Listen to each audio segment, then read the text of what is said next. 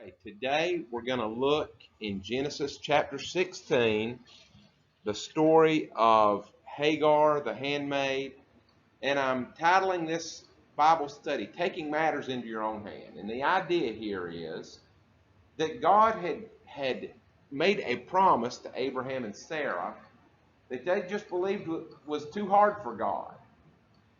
And so they looked in their society, and we'll talk a little bit more about that, and in their culture, and in the philosophies of the world around them to try to find a solution.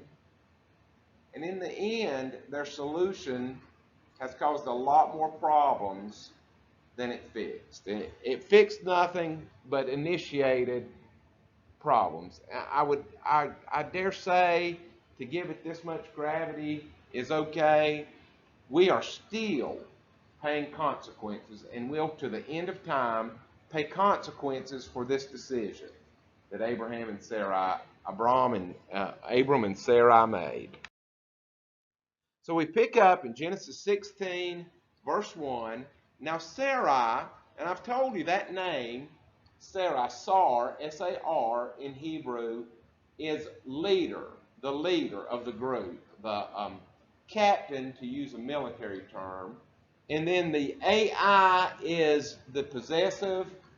And so for it to be a feminine captain with a possessive, we translate that my princess.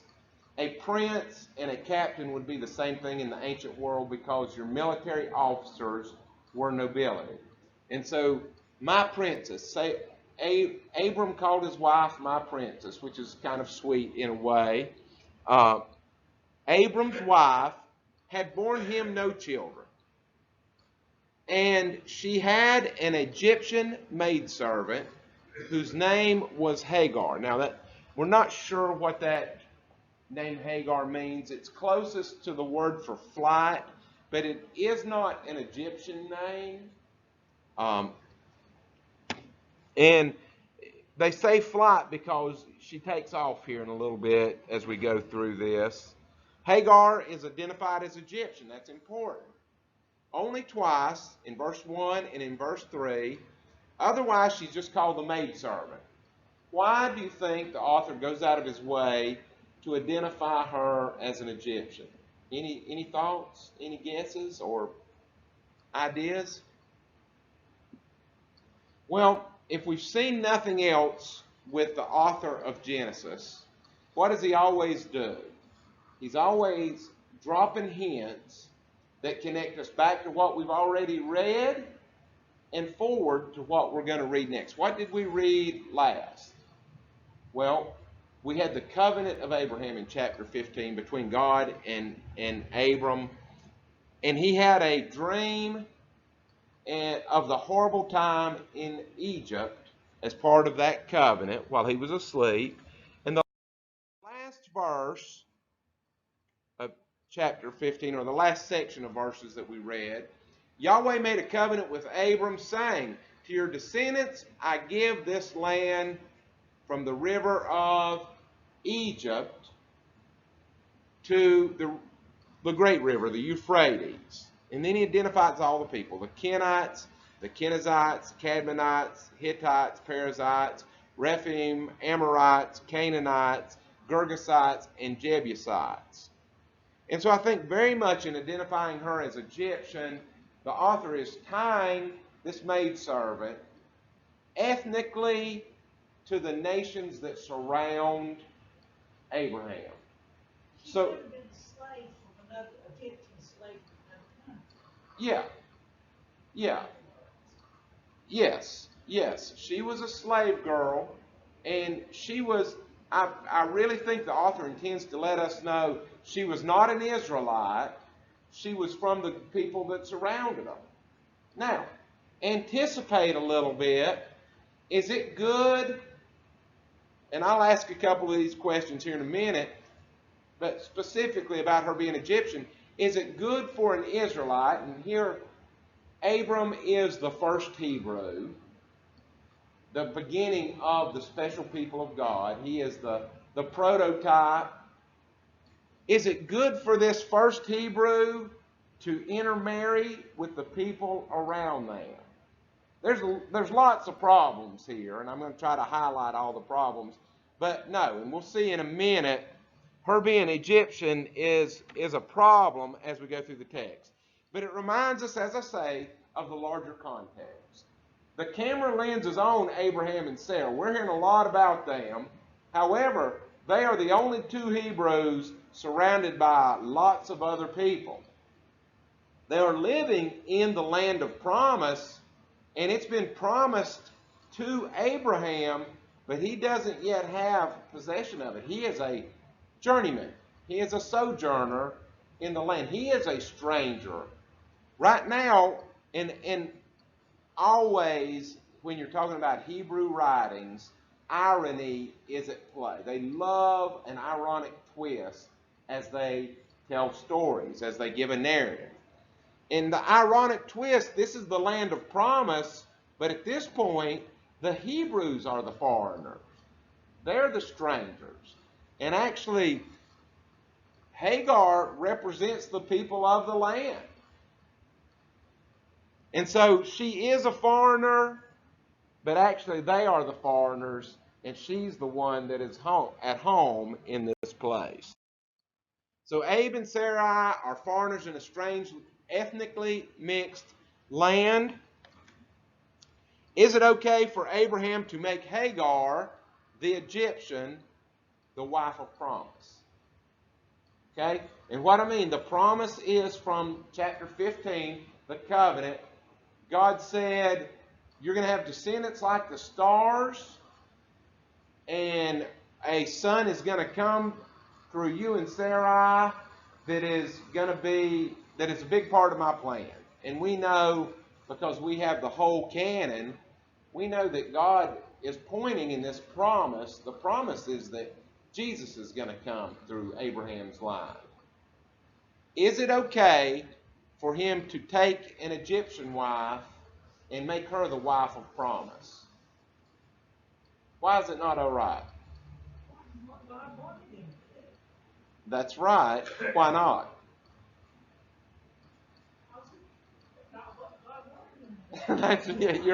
You're right. And we're putting things together. God was speaking to Abraham, and so Abraham should have known better, right? Do we ever make choices, expedient choices? Do we ever take care of business when we sort of know God's will, and maybe we like one way better, or there is an easier way, or maybe a big thing for us human beings, we are so impatient. There's a faster way of getting God's plan done. Rather than waiting on God and letting things come together, we like to take control of things, don't we? Would we wait that long? No, I know. It is very easy for us. And that's why I say we have the whole book. We can look to the end of the book. We know how things are going to turn out. And it's actually very hard for us to remember Abraham had to wait a long time. They're trying to fix things without the necessity of waiting on God. Could God answer our prayers faster? Almost always. Why does God not answer our prayers faster? He wants to teach us patience and faith. He wants to teach us, yes. Would it change him? Would it make God feel better, be better, more perfect, more holy, to answer prayers faster? No. Wouldn't do anything for God. What would it do for us if he answered our prayers faster? What happens to my dog Dixie, who wants to eat every morsel that goes in my mouth in her presence? There is never, I could just sit and not eat ever again in front of her, and everything that Sarah gives me to eat, I could just put the bowl down and she would eat every bit of it. She would make herself sick. She would lay in the floor and lick out of the bowl because she's so full she can't stand up, she'd continue to eat. Would that be good for her? Would it make her appreciate me more? No. It would make her expect me to give her, she already expects me to give her every bit of food that I put in my mouth. And it would make her worse to indulge her. It would make us spoiled children if God answered our prayers faster, because we would completely stop having faith. We would completely stop. We would expect everything to come to us immediately. And not only come to us, but come in the way that we wish it. And then, who is God? The only way that God stays God is for us to have faith and not get our way immediately. That's hard. I wish it was another way. And so it's not okay for him. And Abraham knew it. God had said, you and Sarah. Does the Bible want us to have multiple wives or one wife? All right, let's answer that question in a moment. Is it okay to intermarry with non-Israelites? For the Israelites to take non-Israelite people, is it okay? No. Let's look at that. Deuteronomy 7, 1 through 6. When Yahweh your God brings you into the land. Now this Deuteronomy is a series of speeches. They are getting ready to go into the promised land after 40 years in the wilderness. And Moses makes a series of speeches. And he pretty much reviews everything that's happened and forecasts into the future and tells them what God expects of them, how they should live their life, what's going to happen when they do not obey God. When Yahweh your God brings you into the land which you go to possess and has cast out many nations before you. Right there, those last several verses of chapter 15 were the many nations that lived in the promised land. So when God has cast them out before you, the Hivites, Girgashites, Amorites, Canaanites, Perizzites, Hivites, and Jebusites, 7 nations, by the way, that are greater and mightier than you. All right? When this happens, it will not be because Israel is the big boy on the block. It will be because God has given you the land. And the sins of the Amorites, which is basically all these people are Amorites, depending on your perspective and the time period and so forth. When their sin is complete, when these people have become so apostate, God is going to cast them out because they are camping on the land of relationship. And they are not in relation with God. Okay? Sometimes when you read the Bible a lot, you can figure out what God's going to do. That's right. I was reading the story of Joseph. Right slap dab in the middle of that story, there's this little started chapter about Judah leaving home, marrying a Canaanite woman. And I got to think of that. That ain't cool. I thought, if that family would have stayed in Canaan, all of that family would have married, they would have mixed with the Canaanite population. That would have been the end of Jacob's family. Right. So God had to figure out a way to get them out of Canaan. And look how he done it. He moved them into Egypt because the Egyptians wouldn't have anything to do with the Hebrews. Yeah, they thought they were nasty. That's where he multiplied them. Yes. It is something. No, that's what this book is about. This book is and that's why the author goes out of his way, and he'll use the same word in multiple places, as we'll see in a moment, to give us hints that God is working a plan. We behave like our ancestors did. You and I, we act like Adam and Eve and so forth. And Abraham and Sarai and Jacob and Leah, as we'll see. 7 nations mightier than you. When Yahweh your God delivers them over to you, you shall conquer them and utterly destroy them. Now lots of people jump on verses like this and say that God is mean and he's telling the Hebrews to be hateful and to commit genocide. And I would say the difficulties that the Hebrews could have, I would counter that they're not reading and understanding the book. They are judging an ancient text, God speaking into an ancient situation by modern standards of thought. And that what God is saying is, you cannot be a person of faith seeking holiness and mix in with unholy people. Because unholiness speaks louder to our flesh than the Spirit of God. The Spirit of God speaks to us in a still small voice. And the party people, the people that celebrate sinful lifestyle, they will influence us.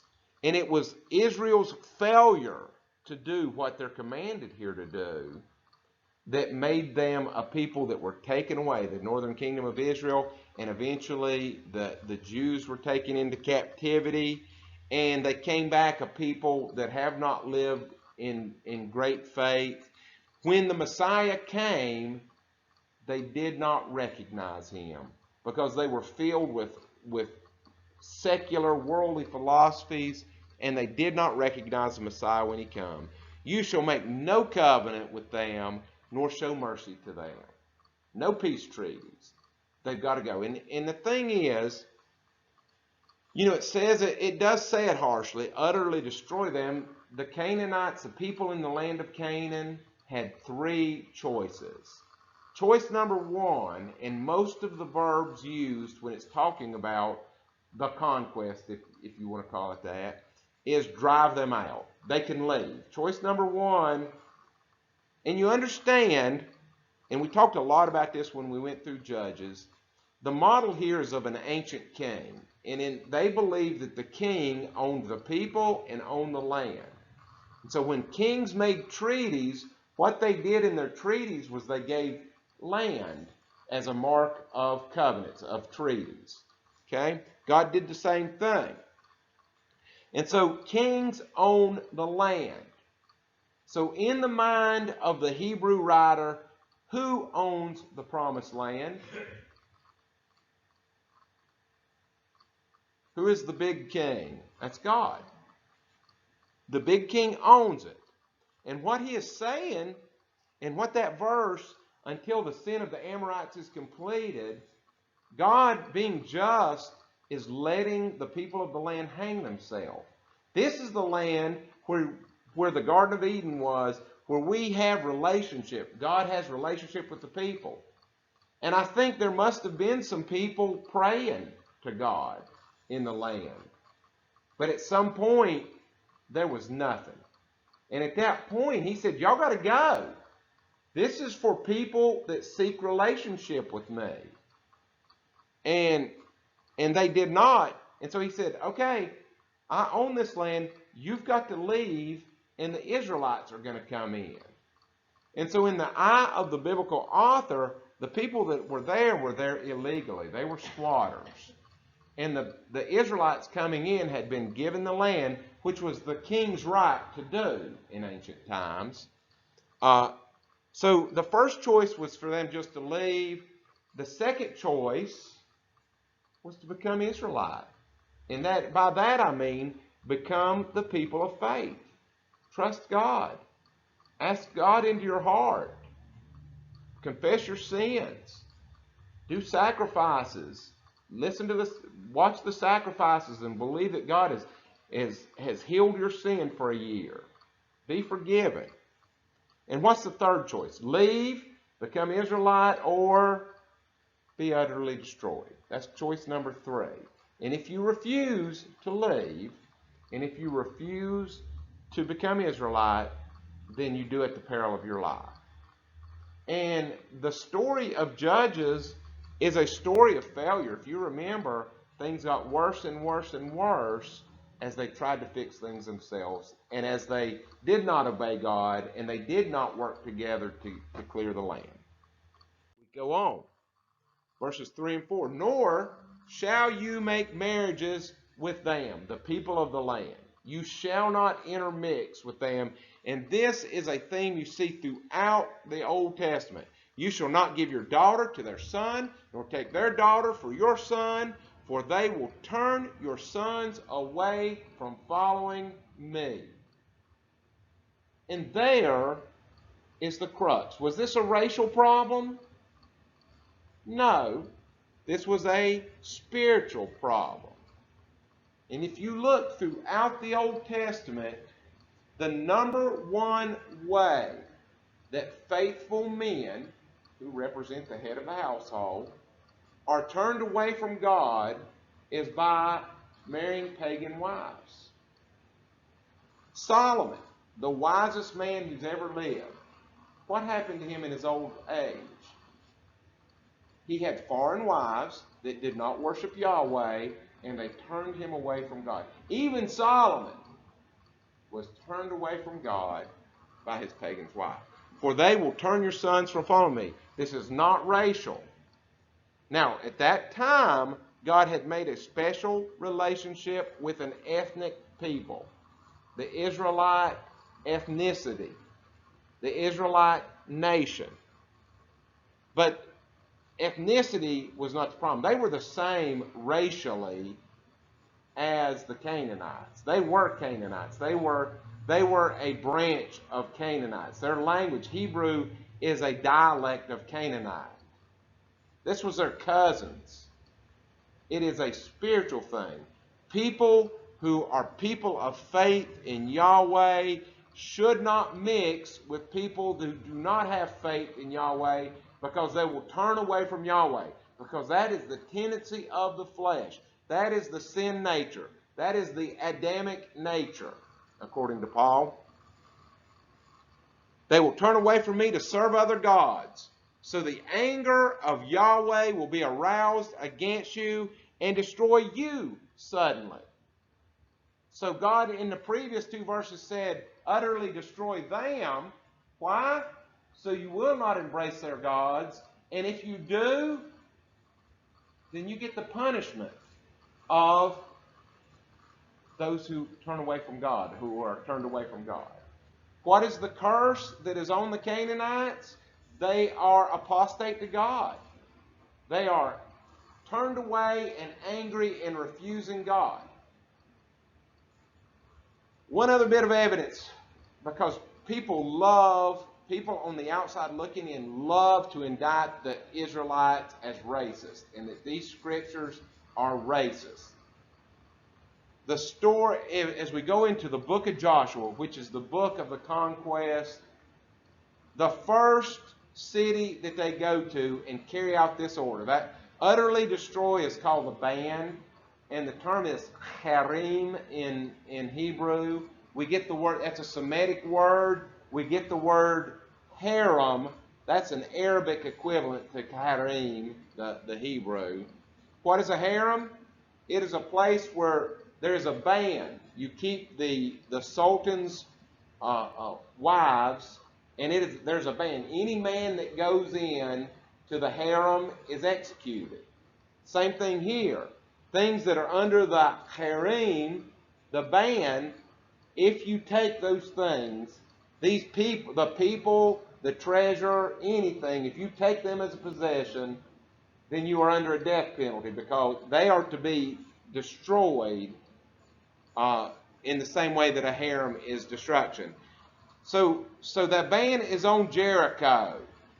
And there are two individual characters other than Joshua that are named in that whole story. Do you remember what they are? That story and the story about Ai, the next one. There's two cities. Who are the two characters that are named other than Joshua in those two stories? The story of Jericho and Ai, the next city. Do you remember why they fought Ai? Why they got defeated at Ai? Why was it? There's one man, I forgot his name. Achan. Yeah. He took some stuff from Jericho. Yeah. They were supposed to burn it. And it was significant, because in the ancient times, one way to get wealthy would be to join in a conquering army. And you go in, you got to keep whatever you stole. Men, women, children, clothing, dishes, whatever, you got to keep as a treasure, livestock. And so significantly, God said the first city they took, you're supposed to get rid of all of it. And this is going to be symbolic to the world. One subtext is, this is going to tell the world, we're not here to get rich. We're here to give people three choices. Leave, become Israelite, have faith in God, or be destroyed. And so we're not taking no treasure. And Achan disobeyed. Now, interestingly, Achan was a warrior. He was an Israelite male, checking all the boxes for status within the nation of Israel. You know what tribe he was from? You remember? He's from the tribe of Judah. So not only was he an Israelite, he was a Jew.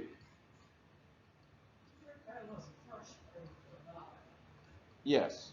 Yes, it was. We're dedicating this to God. This is given to God. This is not about us and about us being great and conquering. This is about God. Right. So Achan checked all the boxes. What was his punishment? He was utterly destroyed. They lined him up and his whole family and all their possessions and executed them, set fire to them. And so, no, that's Numbers 14. Kadesh, at Kadesh. And so Achan got the punishment of the Canaanites. Why? Because he disobeyed God. Was it a racial thing? No. He checked every racial, religious box that you could check, but he disobeyed God. Who was the other character in the story of Jericho that was named? And it's not a man, it's a female. Rahab. Rahab was a Canaanite. She was a prostitute. Begin unchecking boxes. Every negative, illiterate, prostitute, female, every box that you can uncheck for being racially good, if you want to use that, Jewish, Hebrew. What happened to her? She was saved. You got that backwards. Jesus was a descendant of hers, but yeah, you had it right in your brain. I know, I could hear it.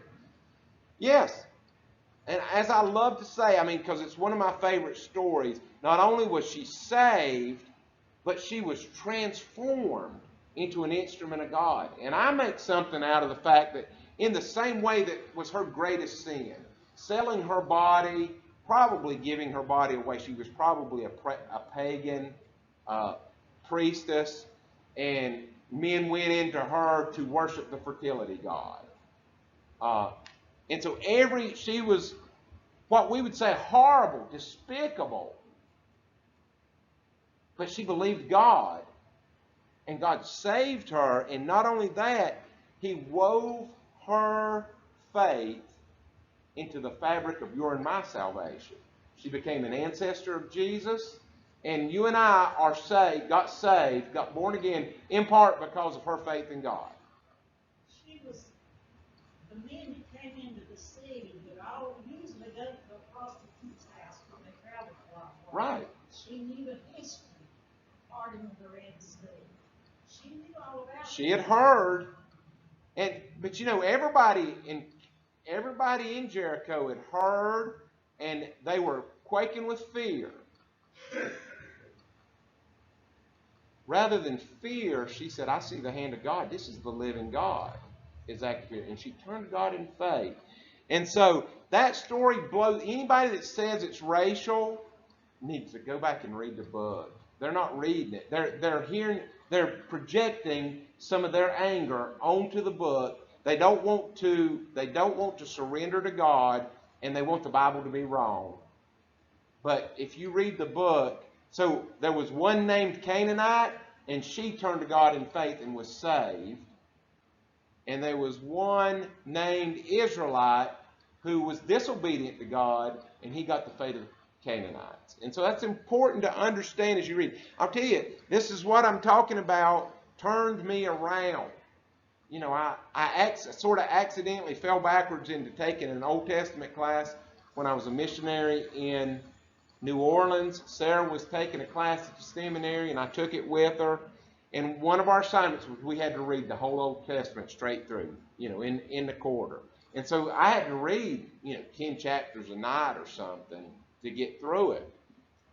And I carried, to that point, I was young, and I'd heard everybody say, oh, God was nice in the New Testament. He was sweet God that saves and loves. But the Old Testament God was mean, harsh. And I carried that prejudice because I'd heard it. Even though I was born again, we listen to talk just like anybody else does. And I began to read, and it blew away. Reading those books, God spoke to my heart, and it blew away all that CRAP. I'll let y'all sound that out in your mind. That I had been told and was trying to believe. My flesh was trying to believe it. There is no racism being taught here. For the same reason that I will fight to keep Ellie from marrying an unsaved man. Because what's going to happen?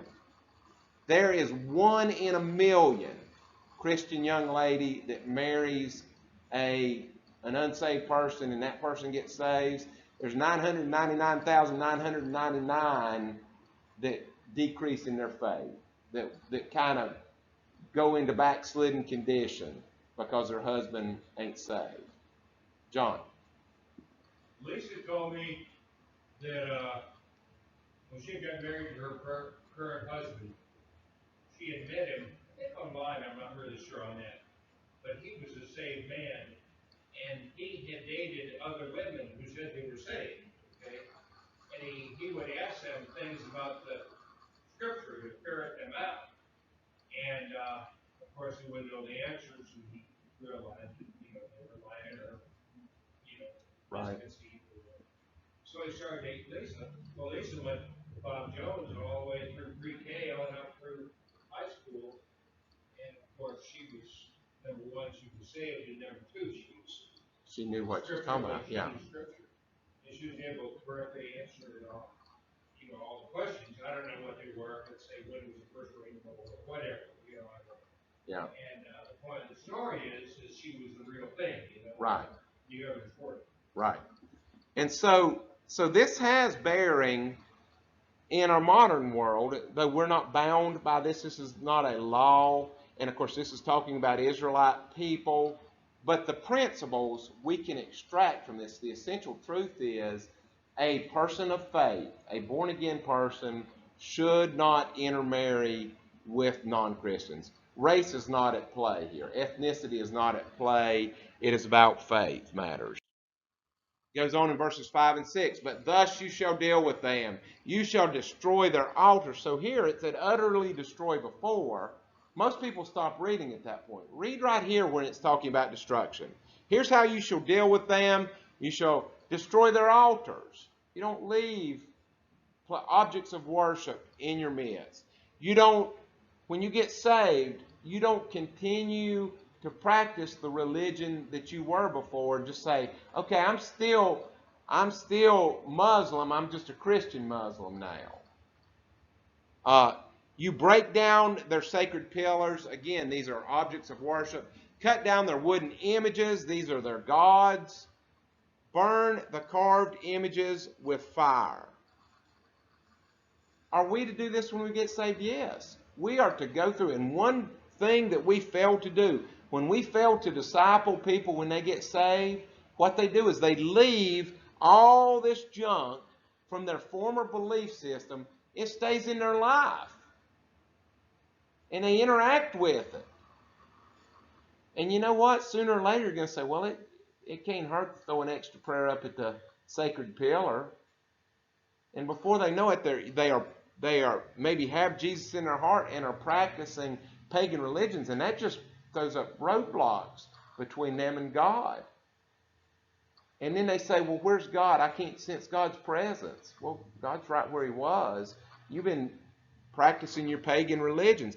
And so we are to go through the land of promise. Where is it for a Gentile Christian? Where's the land of promise? It's in our heart. Land of promise is where we walk with God, in our heart. And we're to go through our heart when we get saved and continually the rest of our life and seek out Canaanite villages and purge them. Because we leave those things in our heart, and this is the habits of the flesh we talk about, the sin nature habits that still reside. We need to be harsher in getting rid of those habits, those old man habits that we have. Why do we do it? For you are a holy people to Yahweh your God. Yahweh your God has chosen you to be a people for himself, a special treasure above all the people on the face of the earth. Why? Why did he pick the Jews? We don't know. He didn't really say. He said, you are stiff-necked people. Y'all like to sin. Y'all like for people to think you're cool. You like stuff. In other words, y'all are a lot like everybody else. They kind of represent all of us. God picked them for his own pleasure. But I can't help because we saw back in chapter 3 where it said to the woman, your seed shall crush his head, the serpent's seed, and he shall strike your heel. The Bible says they were peculiar. A peculiar people. Well, they were peculiar because God put his hand on them. Yeah. And I think, I'm very convinced, reading the whole book, that it was so Jesus wouldn't be born to pagan idol worshipers, born into a house that also had idols in it. And so, as bad as the Israelites were, they tried to be holy, and they were holier than the people around them. And so it is a spiritual thing, not a racial thing. Is it okay for Abraham to take a second wife?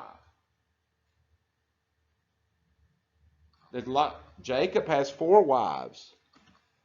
It was a custom of the day. Is there a verse that says Abraham did wrong to take a second wife? That you know of. One of the commandments says, do not commit adultery. Well, they would counter that these were actual, wives. You can't commit adultery with your wife. And I agree with you. I'm pressing you a little bit. It was the custom of the day. I think this is a verse that says you can't have a second wife. Genesis 2:24.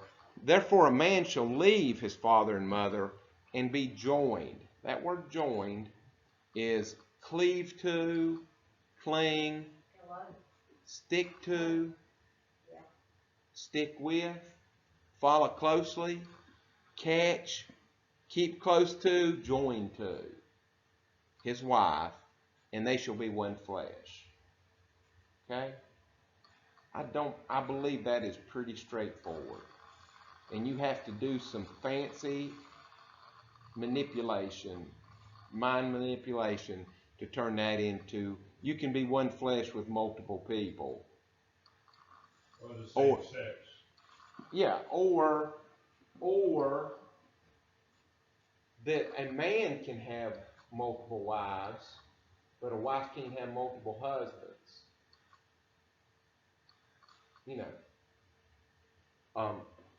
It seems pretty straightforward that God, in the beginning story, before there was sin, said one man, one woman in a sexual relationship before God, joined before God, is the intention. And we are all fallen, but I believe that Abraham was doing wrong. Let me just cut to the chase. And I believe that the scripture affirms that he was not to take a second wife. Another condemnation of this plan, in Genesis 17, in the next chapter, verses 18 and 19, God comes to visit Abram. Everything okay? Dot? Yeah, just couldn't figure out where I was. Okay. Okay. And Abraham said to God, and this is after he has gone with Hagar and she has had Ishmael, oh, that Ishmael might live before you. That means you made a promise.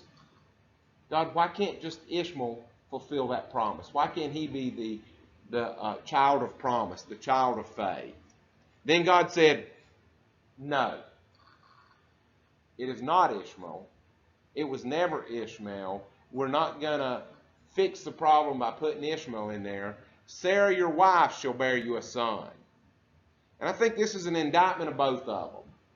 Because I'll tell you, and we'll get to it in just a minute, Abram went along pretty easily with this plan. Sarai couldn't have a baby. She said, you know what? Go off with the teenage handmaid and see if you can make a baby.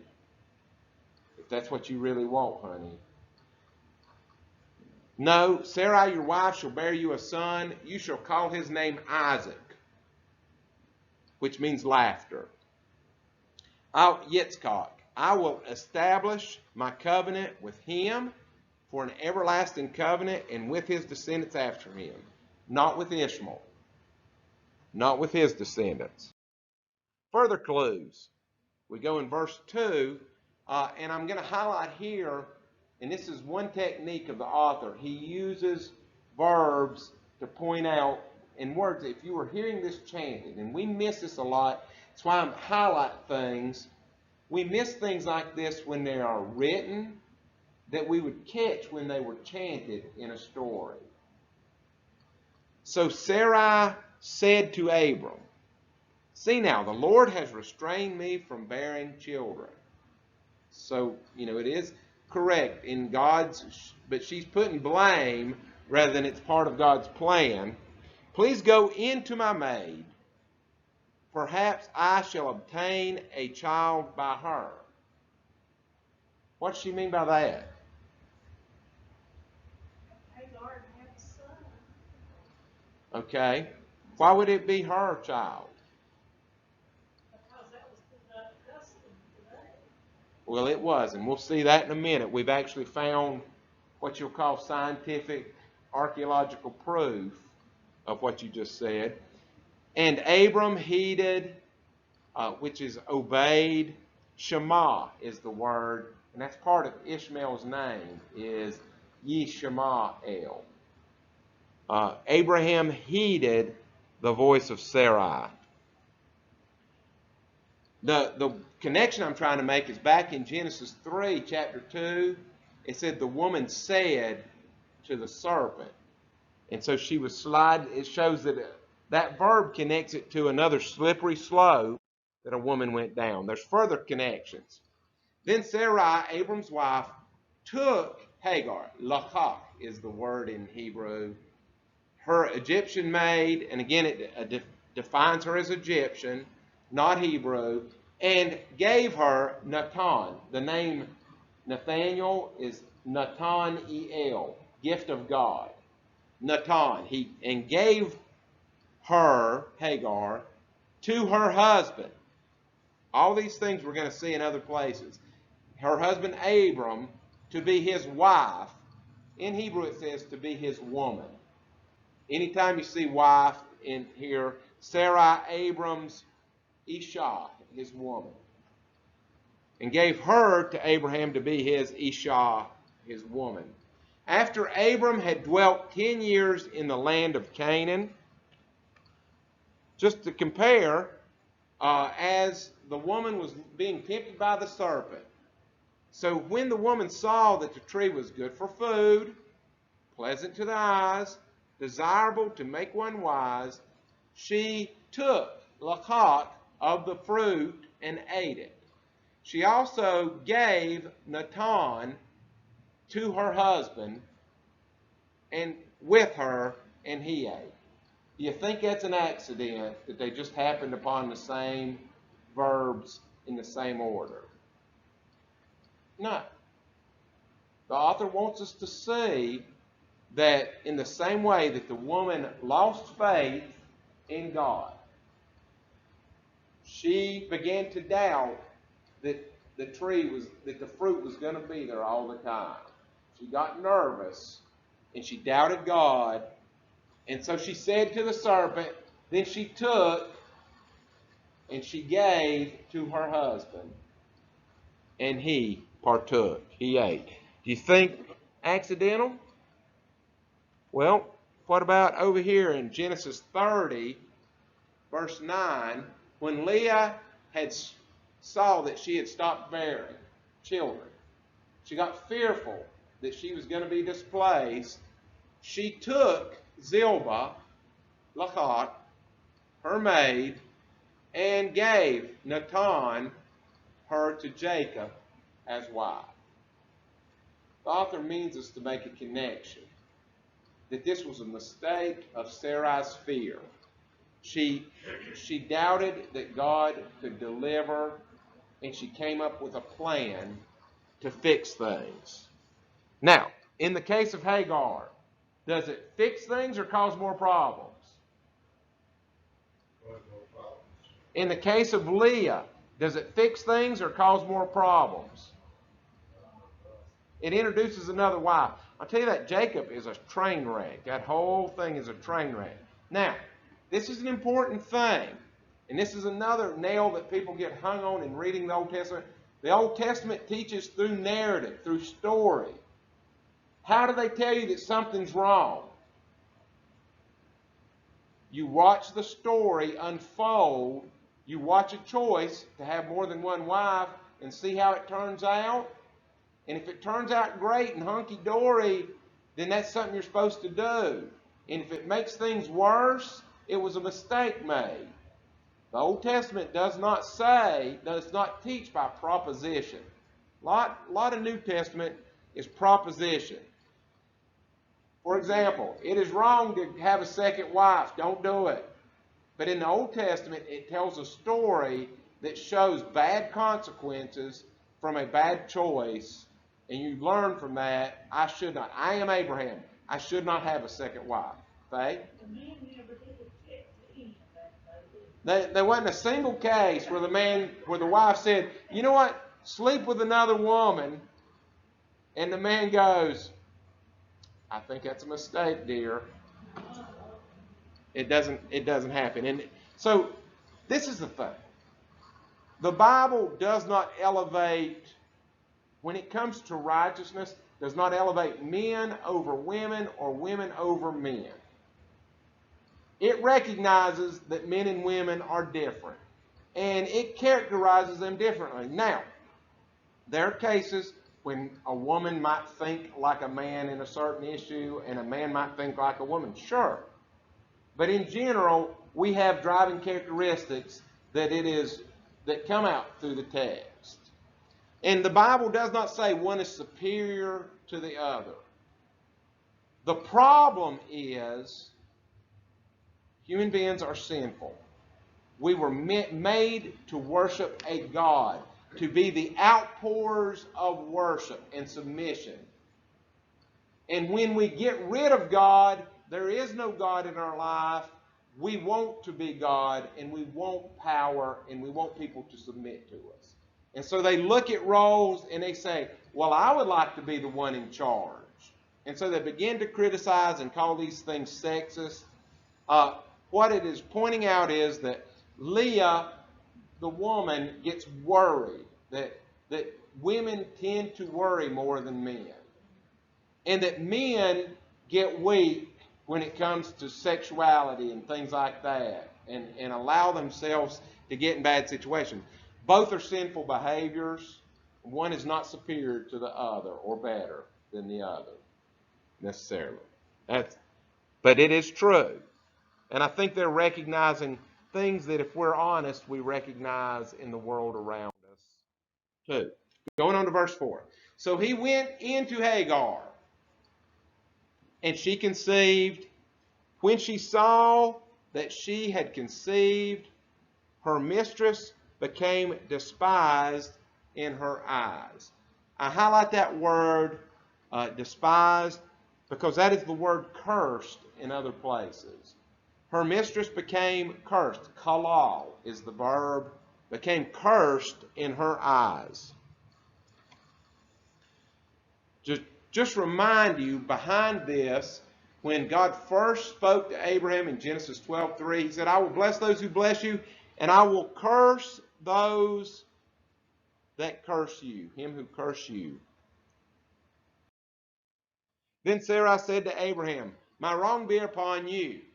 Now, is this different than the way in Genesis 3? Is this different than how Adam and Eve behaved when they were confronted with a problem of their sin? That's exactly the same way, isn't it? Sarai has a problem. You pass the buck. Pass it on down the line. Now, this is a reversal.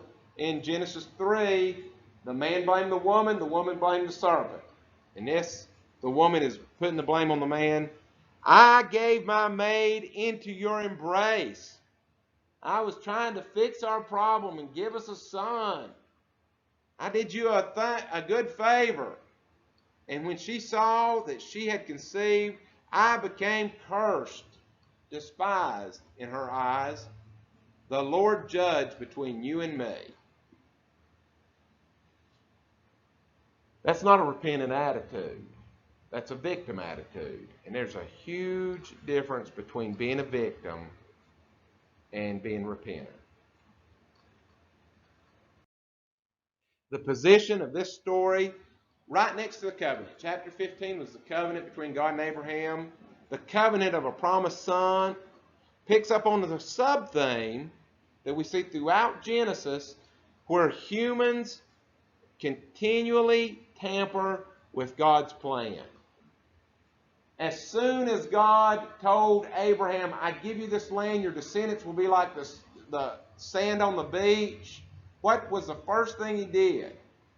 He went to Egypt because of his fear. He got hungry, famine, worried. He went to Egypt and he gave Sarai away into the harem of the Pharaoh. Other human schemes that fall through already in Genesis. Genesis 3, the fall. As we saw, the woman got worried. She ate the fruit she wasn't supposed to. Her husband watched her do it, knowing she should not do it, and he did it too. They sinned at the same time. Genesis 4, Cain became distraught that his brother had given a better sacrifice and killed him. Genesis 11, the people of Babel said, let's make a tower, make our name great. Let's not trust God. Genesis 12, Sarai went into Pharaoh's harem. Continually throughout the book of Genesis, God makes a promise with man. Man tries to forfeit the promise, tries to give it away because they get worried. They get fearful. So Faye had said that the custom, we found the Newsy tablets in 1925. And so you see the map there. Newsy is right there. You see, down at the bottom you see Ur, and it said Abram was from Ur of the Chaldeans. That's possible down there. That was the city of Ur. Then you go back up along the Euphrates, you see Babylon there. That's near the capital of modern-day Iraq. I think it's about 10 miles outside of the capital. And so you go on up in northern Mesopotamia. Mesopotamia is a Greek word that means in the middle of the rivers. You see Newsy up there. And so in 1925 through 1933, we dug out over 6,500 tablets. They were clay tablets called cuneiform, where they wrote by doing little pictures on there. And on that, most of those belonged to one family. It was their house records. They were a wealthy family. But there were also legal codes on there, and there's a cuneiform tablet, one of the tablets found. And there were legal codes on there. And on the legal codes of the Mesopotamians, we know that Sarai and Abram were Mesopotamians from this time, around this time. That's a little bit later on in Mesopotamian history. We think Abraham probably 1850 BC. Within several hundred years of when we think Abraham lived. And it said, if the mistress of the house is barren, and her husband fathers a child by one of her slaves, maidservants, then in the eyes of the law, in the custom of the land, that is her legal offspring and heir.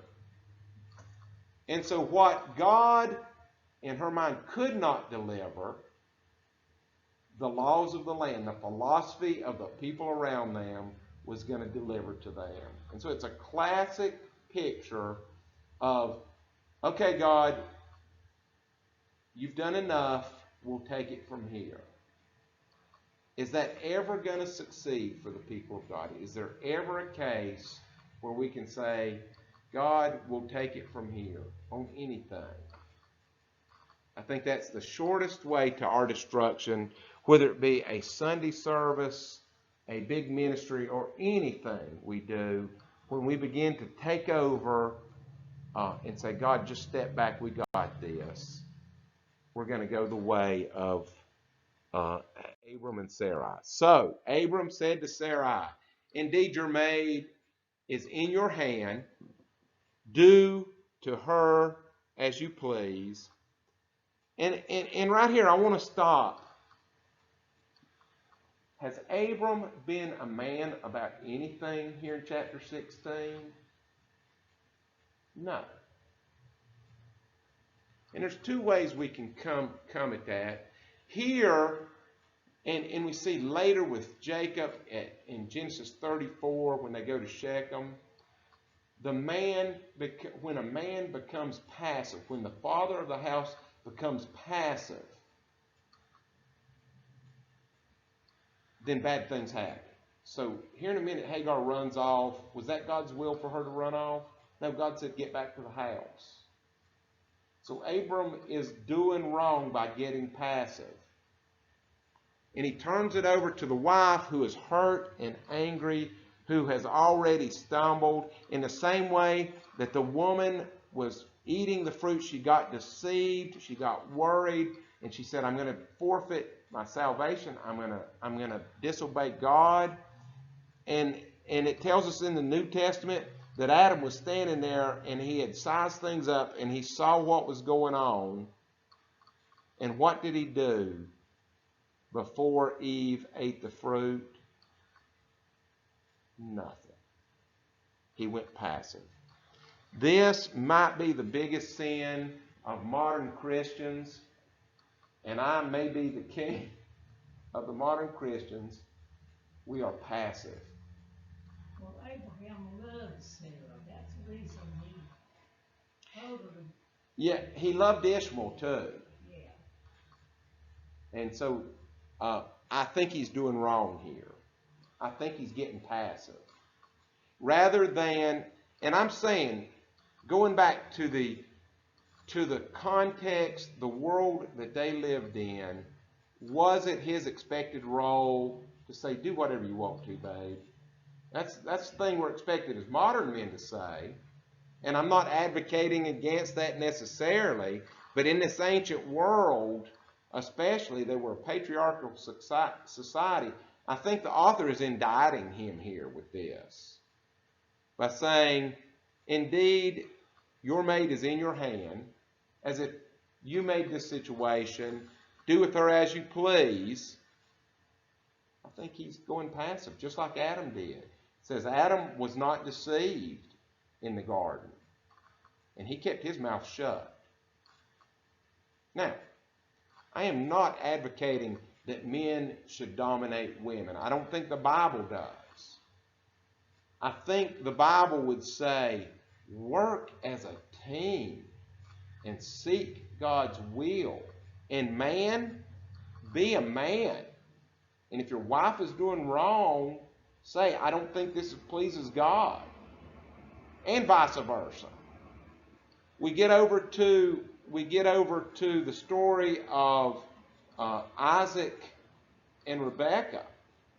Rebekah sees that Isaac is doing wrong by giving the blessing to Esau. God has already told her it goes to Jacob. And she works to fix the problem. We are not supposed to be passive when it comes to obeying God. And so I think this verse is indicting Abram. tell the truth, honor God. You don't have to backhand her. You don't have to be the boss man. You don't have to be a bully. But there should be a conversation right here. And when Sarai dealt harshly, and that word there is afflicted, and we'll follow that word, another little word pattern for us. With her, she fled from her presence. Hagar took off. Now the angel of the Lord found her by the spring in the wilderness, by the spring on the way to Shur. Giving this detail tells us that Hagar is going back to Egypt. We see in Genesis 25 they dwelt in Havilah. As far as Shur, Shur is just east of Egypt as you're heading out of Egypt back up towards the Promised Land, towards Assyria. So she's heading back home. And he said, Hagar, Sarai's maid, where have you come from and where are you going? Have we heard a question like this? Do you need to go, Dot?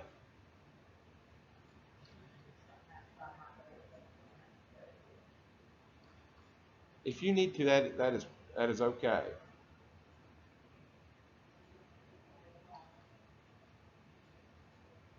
Yeah, I should be. Let's see. I was going to try to get through the end of chapter 16. I think I'm winding down. You know how I am, though. Give me 5 minutes, and then I'll try to go. All right. Where are you going? Have we heard a question like that before? When Adam ran from God, he said, "Where are you?" And this is a characteristic of God. God gives us a chance to repent. Always a chance to repent. She said, I'm fleeing from the presence of my mistress Sarai. When we seek God's face, does he always tell us what we want to hear? Does he ever tell us what we want to hear? I don't know. Sometimes he may. But in general, he tells us, you need to be responsible for you. You need to pull it together. You need to remember that I'm God, and you need to be repentant before me. The angel of the Lord said, return. That word return, that's repent. Return to your mistress and submit. Afflict yourself under her hand.